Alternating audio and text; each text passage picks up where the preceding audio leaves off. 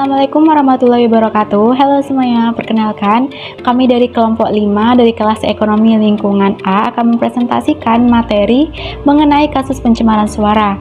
Sebelumnya saya akan memperkenalkan anggota dari kelompok 5, yaitu yang pertama ada Hirunisa dengan NIM 09, yang kedua ada Safitri Puspita dengan NIM 22, yang ketiga ada saya sendiri Novia Faradila Nurbasmala NIM 41, lalu yang keempat ada Fani Etana Lestari NIM 50, dan yang terakhir ada Silviana Dewi dengan NIM 53. Selanjutnya akan diputarkan video mengenai contoh kasus pencemaran suara yang ada di Kota Makassar.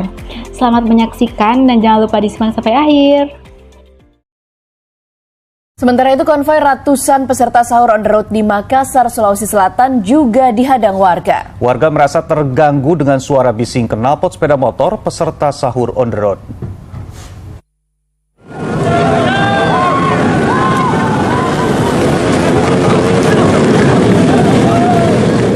Begitu melintas di Jalan Bawah Karaeng, Makassar, peserta konvoi sahur on the road langsung dihadang warga. Warga kesal karena suara knalpot sepeda motor peserta sahur on the road mengganggu ketenangan. Aksi kejar-kejaran sempat terjadi karena peserta konvoi berusaha melarikan diri. Untuk menghindari amuk massa, personil kepolisian yang tengah berpatroli juga turut ikut mengamankan peserta konvoi sekaligus menenangkan massa. Usaha untuk menghalau kendaraan-kendaraan yang lain, menimbulkan kemacetan di sepanjang jalan Bawah Karaeng, kemudian Uri Sumaharjo dan Mesir Raya.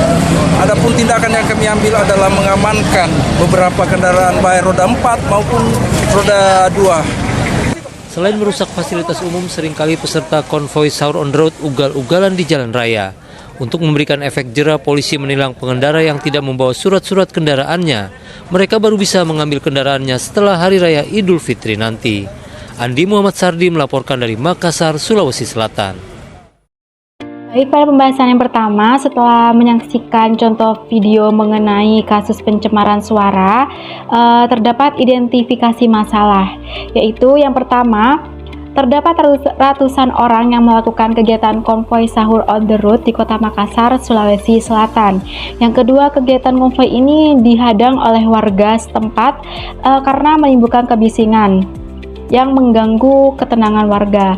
Lalu yang ketiga, pihak kepolisian yang melakukan kegiatan patroli melihat aksi konvoi dan mengambil tindakan untuk menghentikan kegiatan tersebut dan mengamankan sepeda para pengendara konvoi dengan kesepakatan bahwa sepeda dapat diambil setelah Lebaran.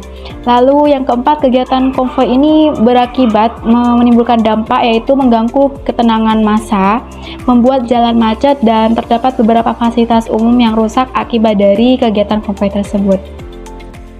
Untuk selanjutnya yaitu pencemaran suara. Pencemaran suara atau kebisingan dapat menyebabkan gangguan psikologis seperti kesulitan berkonsentrasi dan gangguan fisiologis seperti sakit kepala. Oleh karena itu, perlu adanya antisipasi agar pencemaran ini tidak berlangsung secara berlebihan. Adapun solusi yang dapat dilakukan untuk mengantisipasi pencemaran suara yaitu dengan cara yang pertama, mengelompokkan ruangan dengan potensi keramaian agar tidak mengganggu ruangan yang membutuhkan ketenangan. Yang kedua yaitu jauhkan ruangan yang membutuhkan ketenangan dari sumber kebisingan, terutama jalan.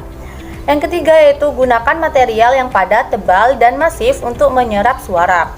Yang keempat yaitu buat ruangan dengan pembatas gada atau dinding langit-langit dan lanai padat. Yang kelima yaitu buat pagar atau pembatas jalan yang dapat menyerap atau mencegah noise masuk ke dalam ruangan.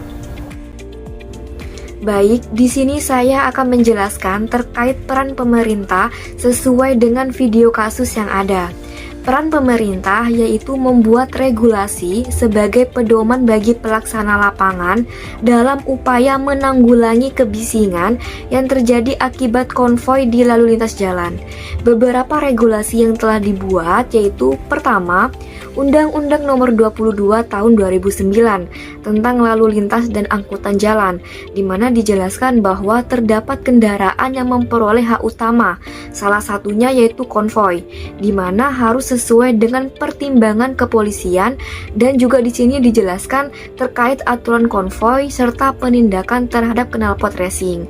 Yang kedua yaitu Peraturan Menteri Negara Lingkungan Hidup Nomor 7 Tahun 2009 tentang ambang batas kebisingan kendaraan bermotor tipe baru, di mana tingkat kebisingan motor dengan kapasitas 80 cc hingga 175 cc maksimal 83 desibel atau satuan keras suara, dan di atas 175 cc maksimal 80 desibel.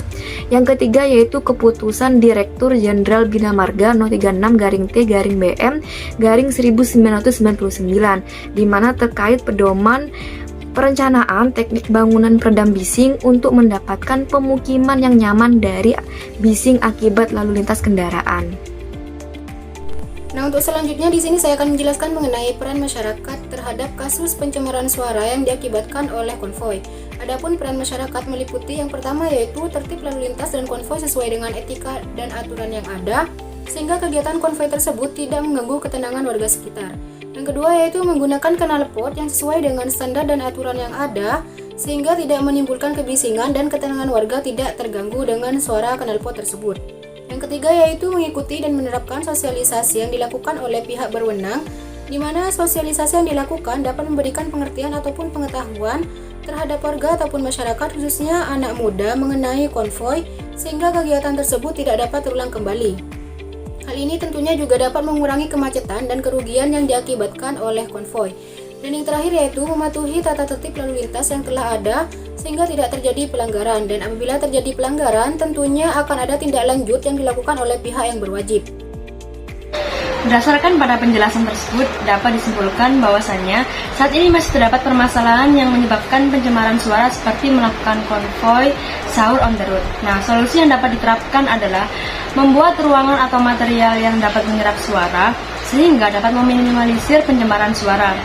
Peran pemerintah sebagai upaya untuk mengatasi permasalahan tersebut adalah dengan membuat regulasi atau kebijakan seperti UU No. 22 Tahun 2019 tentang lalu lintas dan angkutan jalan.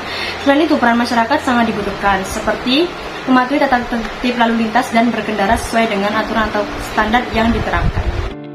Sekian pemaparan dari kami mengenai studi kasus pencemaran suara yang ada di Kota Makassar. Jika ada kekeliruan baik dalam pengucapan maupun tulisan, kami mohon maaf. Wassalamualaikum warahmatullahi wabarakatuh.